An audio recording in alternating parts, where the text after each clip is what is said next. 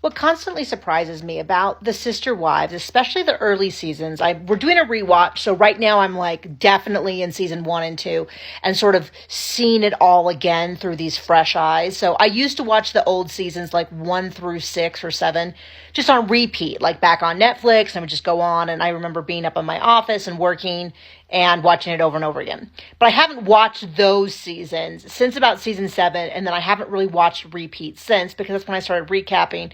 It was really important that I was present in the moment, was putting all this energy in, and then when it wasn't on, it wasn't on.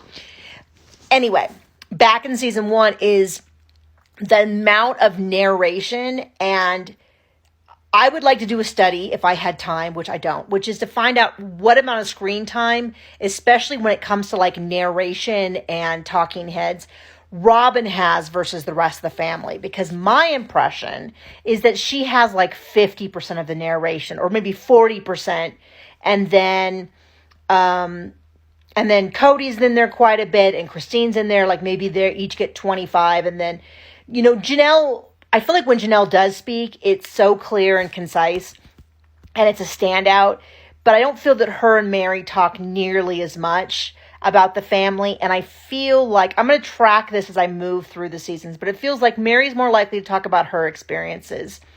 Janelle's more likely to talk about her experiences. Christine and Robyn both talk a lot about the family. The difference being that, at least in season 2, Robyn has been in the family for 1 year and Christine has been in it for like 16.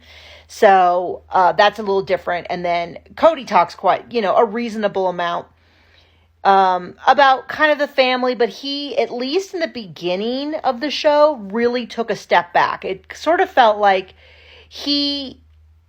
whether this is good or bad, he felt that it was up to the women to decide. They would decide a lot of things. He would kind of do what he wanted, and they could deal with the stuff.